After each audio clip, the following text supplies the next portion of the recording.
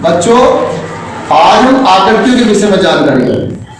अगर आकृतियां नहीं होंगी तो आपको फिर कुछ भी समझ में नहीं आएगा, गणित की विषय वस्तु से आप बिल्कुल दूर भटक जाए। सबसे पहले ये बच्चा जो ये खड़ा है ये कहलाता है त्रिभुज।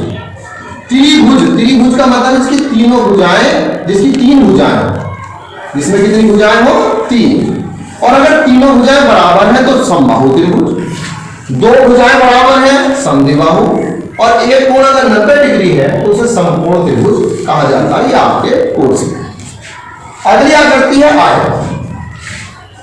अगली आकृति जो आयत है उसमें आमने सामने की भुजाएं बराबर होती हैं और प्रत्येक कोण 90 डिग्री का होता है। अगर हम थोड़ा इसको झुका दें तो ये समांतर चतुर्भुज बन जाएगा। समांतर चतुर्भुज में आमने सामने की भुजाएं बराबर होती हैं और इसकी जो विकर्ण है वो एक दूसरे को समद्विभाजित करते हैं। अगली आकृति कहलाती है वर्ग।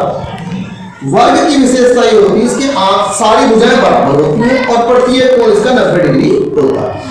अगर हम वर्ग को थोड़ा सा झुका दें तो ये आकृति कहलाती है समचतुर्भुज, इसको रोम्बस बोलते हैं। इसकी विशेषता ये होती है कि इसके जो विकर्ण है आपस में समद्विभाजित करते हैं, लेकिन इसका कोण प्रत्येक कोण 90 डिग्री नहीं है। उससे अगली आकृति है पंचभुज, इसको हम पेंटागन बोलते हैं। इसमें 5 भुजाएं होती हैं, 5 भुजाओं से मिलकर बनने वाली आकृति को हम पंचभुज कहते हैं। इसके उपरांत हमारा षटभुज है। षटभुज जो है वो 6 भुजाओं से मिलकर बनता है।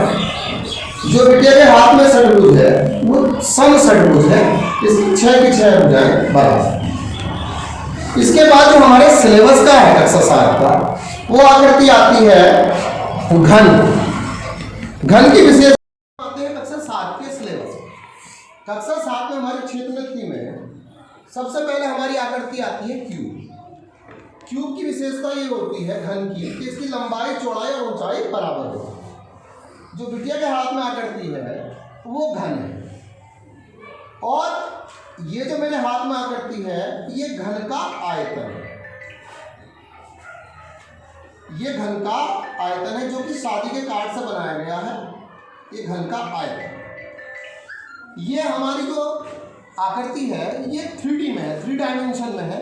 अगर हम इसको 2D में ले आते हैं, यानी कि ब्लैक बोर्ड, व्हाइट बोर्ड पर ले आते हैं, तो ये बनता है घन का क्षेत्रफल, जो कि 6 वर्ग के क्षेत्रफल के बराबर के योग के बराबर होता है। 6 वर्गों के क्षेत्रफल के योग के बराबर होता है।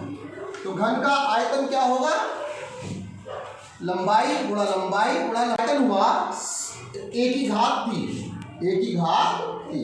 क्योंकि इसकी तीनों भुजाएं बराबर। इसके बाद आकृति आती है घनाभ। जिस कमरे में हम लोग बैठे हैं ये भी घनाभ है, और वैसे हमारा घनाभ का मॉडल हमारे सामने है। इसकी लंबाई, चौड़ाई, ऊंचाई में अंतर पाया जाता, इसलिए इसका आयतन का सूत्र लंबाई गुणा चौड़ाई गुणा ऊंचाई होता है। और इसके क्षेत्रफल का सूत्र जो है 2 बार लंबाई गुणा चौड़ाई प्लस चौड़ाई गुणा ऊंचाई प्लस ऊंचाई गुणा लंबाई होता है।